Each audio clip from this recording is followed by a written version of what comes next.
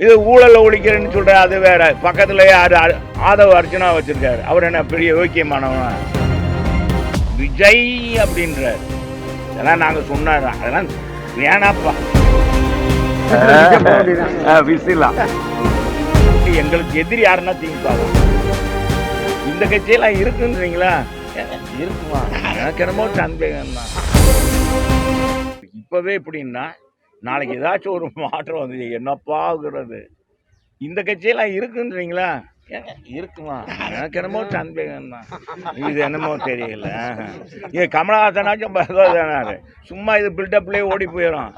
இது ஊழல ஒழிக்கிறேன்னு சொல்ற அது வேற. பக்கத்துல யாரு ஆதவ அர்ச்சனா வச்சிருக்காரு. அவர் என்ன பெரிய யோக்கியமானவன்? டேய், இந்த நாட்டில் ஏழைப்பாளைகளை லாட்ரி விற்று ஏழைப்பாளைகளை சொத்தை சுரண்டி குடும்பம் தான் மார்டின். அந்த குடும்பம், அந்த குடும்பத்தில் அதில் சம்பாரித்த பணம் தான் ஆதவ அர்ச்சனா. எத்தனை கட்சிக்கு போய் எத்தனை ஊழல் பண்ணி அவர் இன்னைக்கு அவர் தான் அவர் சொல்கிறார் விஜய் அப்படின்றார். இதெல்லாம் நாங்கள் சொன்னார். அதெல்லாம் வேணாப்பா. அதை போயிடும். எங்களுக்கு வேண்டி எங்களுக்கு எதிரி யாருன்னா திமுக தான். டைரக்ட் ஃபைட் திமுக கூட்டணி, அண்ணா திமுக. வேற யாரும் கிடையாது. அதெல்லாம் சும்மா சும்மா அதெல்லாம் ஸ்பெஷல் ஷோ மாதிரி, சினிமா தேட்டரில் ஸ்பெஷல் ஷோ போடுறாங்க. சரி வாங்க. சரி, ரொம்ப நன்றி.